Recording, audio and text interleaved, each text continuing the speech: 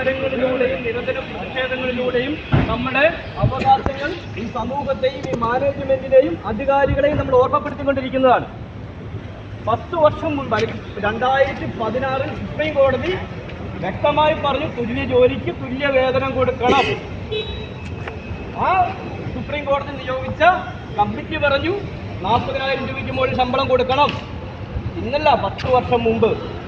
അത് മേടിക്കാൻ വേണ്ടി 10 വർഷത്തിന് ശേഷം സമരം ചെയ്യേണ്ടി വരുന്ന ഒരു സമൂഹമാണ്. മനസ്സിലാക്കണം, ഉത്തരവാദിത്തപ്പെട്ടവർക്കും അധികാരികൾക്കും ബാക്കിയുള്ളവർക്കും നമ്മളോടുള്ള സമീപനം എന്താണെന്നുള്ളത്. നമുക്കറിയാം വളരെ ചോദിക്കുന്നത് നിങ്ങളെത്ര വലിയ വർദ്ധന ഒറ്റ കാര്യമുള്ളൂ. കാരണം എന്താ, 10 വർഷം മുൻപ് വരെ നമുക്കൊന്നുമില്ലായിരുന്നു, മൈനസ് ആയിരുന്നു അല്ലേ, അങ്ങോട്ട് കൊടുക്കണമായിരുന്നു. അതിൽ നിന്ന് ഒരു 10 വർഷം കൊണ്ട് നിലനിൽപ്പിന് വേണ്ടി ജീവിക്കാൻ പറ്റുന്ന സാഹചര്യത്തോട് ശമ്പളം എത്തണമെങ്കിൽ കൂടുതൽ തന്നെ ചോദിക്കണം. പക്ഷേ 40,000 രൂപ കൂടുതലാണെന്ന് കൂടുതലല്ല എന്നുള്ളത് മറ്റൊരു യാഥാർത്ഥ്യം കൂടിയാണ്. നമ്മൾ എന്തുകൊണ്ടാണ് ഈ പറഞ്ഞ 10,000 12,000 തരുന്നവർക്കാണ് 40,000 വരുമ്പോൾ കൂടുതലായിട്ട് തോന്നുന്നത്. 10-12,000 രൂപയ്ക്ക് 14,000 രൂപയ്ക്ക് ജീവിക്കാൻ പറ്റുന്ന സാഹചര്യമല്ല എന്നുള്ളത് വ്യക്തമായിട്ട് നമ്മൾ കാലങ്ങളായിട്ട് പറയുന്നു. ഞങ്ങൾക്ക് അടിസ്ഥാന ശമ്പളം 40,000 രൂപ തരണം. ഈ നാട്ടിൽ തൊഴിലെടുത്ത് ജീവിക്കാനുള്ള അവസരം ഉണ്ടാക്കണം. ഈ നാട്ടിൽ മാന്യമായി തൊഴിലെടുത്തിട്ട് പോയി കിടന്നുറങ്ങാൻ പറ്റുന്ന ഒരു അറ്റ്മോസ്ഫിയർ ഉണ്ടാവണം. ഉണ്ടോ അത്? എത്രയോളം മെന്റൽ സ്ട്രെയിനും എത്രത്തോളം ട്രെയിനും എടുത്തിട്ടാണ് നമ്മൾ വീട്ടിൽ പോയി നൈറ്റ് ഡ്യൂട്ടി കഴിഞ്ഞ് കിടന്നുറങ്ങാൻ പോലും പറ്റുന്നില്ല. നൈറ്റ് ഡ്യൂട്ടി കഴിഞ്ഞിട്ട് ഇവിടെ വന്ന് ഫ്രീ ആയിട്ട് നൈറ്റ് ഡ്യൂട്ടിക്ക് ഇരിക്കുമ്പോൾ ഫ്രീ ആയിട്ടിരിക്കുമ്പോൾ കസേരയിൽ നിന്ന് കണ്ണടഞ്ഞു പോയാൽ അതിന് എക്സ്പ്ലനേഷൻ ഇരിക്കും അല്ലേ? ആ എക്സ്പ്ലനേഷനുമായിട്ട് പിറ്റേ ദിവസം നേഴ്സിംഗ് ഓഫീസും ബാക്കിയുള്ളവരെ കയറി നടന്നിട്ട് പിന്നെയും പോകുമ്പോൾ ഉച്ചയാവും അല്ലേ? ഇതൊക്കെ ഏത് നാട്ടിലാണ് നടക്കുക? ഇവിടെ വേറെ എവിടെയെങ്കിലും നടക്കുമോ? ബാക്കിയുള്ള നാട്ടില് തലവേദനയാണെന്ന് പറഞ്ഞു കഴിഞ്ഞാൽ ഈ എടുത്തോളാൻ പറയും അല്ലേ? ഇവിടെ തലവേദന എന്ന് പറഞ്ഞാൽ തലവേദന കൊണ്ട് കാണിക്കാൻ പറയും. എവിടെ തലവേദന കാണിച്ചു കൊടുക്കുക? ആ നാട്ടിലാണ് നമ്മൾ ജീവിക്കുക. ശക്തമായിട്ടും പ്രതിഷേധിക്കാതെ പ്രതികരിക്കാതെ സമരം ചെയ്യാതെ ഒരവകാശവും ഞങ്ങൾക്ക് കിട്ടില്ല എന്നുള്ള വ്യക്തമായ ബോധ്യം ഞങ്ങൾക്കുള്ളത് കൊണ്ടാണ് ഞങ്ങൾ സമരത്തിന് ഇറങ്ങിയിരിക്കുന്നത്. അപ്പോൾ ഇതിൽ ഒരടി പിന്നോട്ടില്ല.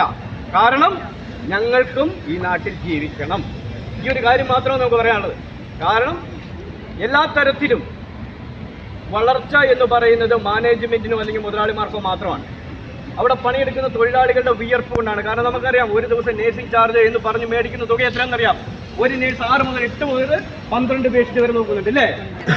ഈ പറയുന്ന മേടിക്കുന്നതിൻ്റെ 12 എന്ന് പറഞ്ഞാൽ പോലും ഒരു മാസം ഒരു നേഴ്സിന് കൊടുക്കാനുള്ളത് ഒരു ദിവസം കിട്ടും. അതുപോലും കൊടുക്കാൻ തയ്യാറല്ല. മൊത്തം വരുമാനം അല്ലെങ്കിൽ നീക്കിയിരിപ്പ്.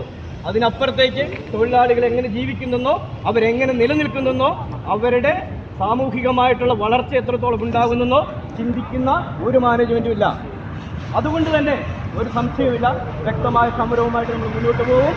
ഞങ്ങളുടെ അവകാശങ്ങൾ ഞങ്ങൾക്ക് അർഹതപ്പെട്ടത് നേടിയെടുക്കുന്നത് വരെ ഈ സമരം തുടരുമെന്നുള്ള കാര്യത്തിൽ ഒരു സംശയവും വേണ്ട.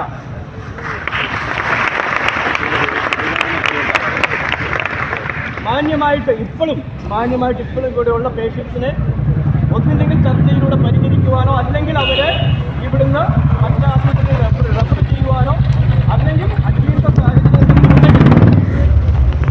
അതിനുവേണ്ട സഹകരണങ്ങൾ ചെയ്യുവാനോ നമ്മൾ ഇവിടെ തയ്യാറാണ്. നമുക്കൊരു രോഗിയുടെ ജീവനും ജീവിതവും എത്ര വലുതാണെന്നറിയാം. അവർക്ക് ഒരു അടിയന്തര സാഹചര്യം വന്നു കഴിഞ്ഞാൽ എന്തായാലും നമ്മളിവിടെ ഉണ്ടാകും. കാരണം നമ്മൾ ഇത്രയും കാലമായിട്ട് ഈ ആവശ്യങ്ങൾ പറയുകയും സമരങ്ങൾ ചെയ്യാൻ പോകുന്നു എന്ന് പറഞ്ഞിട്ട് അതിനെ വേണ്ട രീതിയിൽ നോക്കിക്കാണാതെ അവസാന നിമിഷത്തിൽ പേഷ്യന്റ് കൂടുതലാണ് നിങ്ങൾ ഇറങ്ങിപ്പോയി എന്ന് പറയുന്ന സിറ്റുവേഷൻ ഉണ്ടാക്കിയത് മാനേജ്മെന്റാണ്. അതുകൊണ്ട് തന്നെ ഞങ്ങളെ സംബന്ധിച്ച് ഞങ്ങൾ പറയുന്നു, ഈ കിടക്കുന്ന രോഗികളുടെ ഉത്തരവാദിത്വവും അല്ലെങ്കിൽ ഇവിടെയുള്ള രോഗികളുടെ ഉത്തരവാദിത്വം പൂർണ്ണമായും മാനേജ്മെന്റിന് മാത്രമാണ്. ഞങ്ങളെ സംബന്ധിച്ച് ഞങ്ങൾ തരേണ്ട നോട്ടീസുകളും അറിയിക്കേണ്ട അറിയിപ്പുകളും എല്ലാം കഴിഞ്ഞു. അതൊന്നും പരിഗണിക്കാതെ ഞങ്ങളെ സമരത്തിലേക്ക് നിർബന്ധിതമായി തള്ളിവിട്ടിരിക്കുന്ന മാനേജ്മെന്റാണ്. അതുകൊണ്ട് തന്നെ ഇതിനൊരു തിരിച്ചു പോക്കില്ല, ഒരു പിന്മാറ്റമില്ല. ഞങ്ങൾക്ക് അവകാശപ്പെട്ടത് നേടിയിട്ടേ ഞങ്ങൾ ഇവിടുത്തെ കയറുകയുള്ളൂ എന്നുള്ള കാര്യത്തിൽ ഒരു സംശയവുമില്ല എന്ന് ഒരിക്കൽ കൂടി മാനേജ്മെന്റ് അറിയിക്കുക.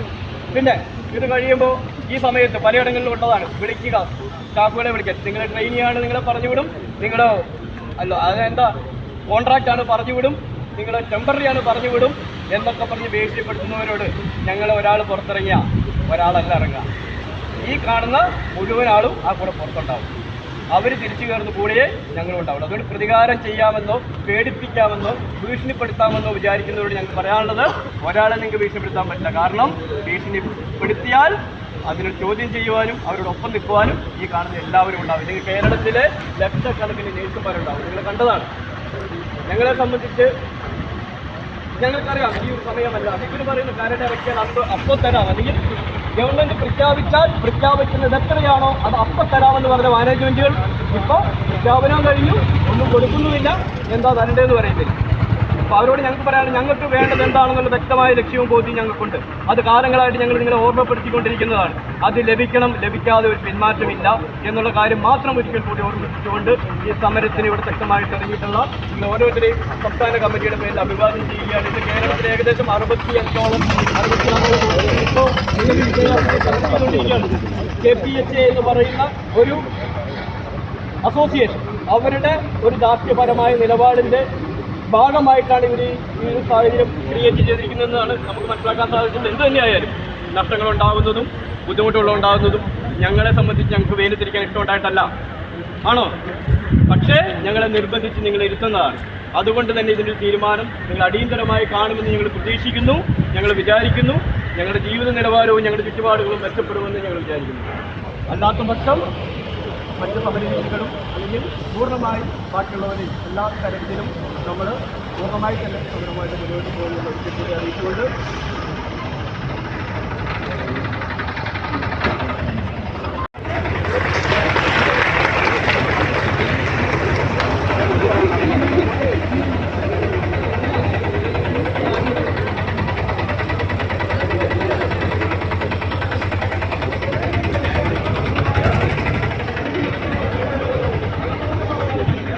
ഞങ്ങൾ പഠിച്ചിറങ്ങിയ രജിസ്റ്റേഡ് നേഴ്സാണ്. ആ രജിസ്റ്റേഡ് നേഴ്സിന് കിട്ടേണ്ടത് ഏറ്റവും കുറഞ്ഞത് എൻട്രി ലെവലിൽ കിട്ടുന്ന ശമ്പളമാണ് ഞങ്ങൾ ചോദിക്കുക. അത് കിട്ടിയിരിക്കണം. അത് കിട്ടാതെ ഒരു പിന്മാറ്റമില്ല എന്നും ഈ ഐക്യം സമരം കഴിയുന്നതും വരെ ഉണ്ടാവണമെന്നും അത് പൂർവാധികം ശക്തിയായിട്ട് നിലനിർത്തിക്കൊണ്ട് പോകണമെന്നും ഒരിക്കൽ കൂടി ഓർമ്മിച്ചുകൊണ്ട് ഞാൻ നിർത്തുന്നത് നല്ലത്.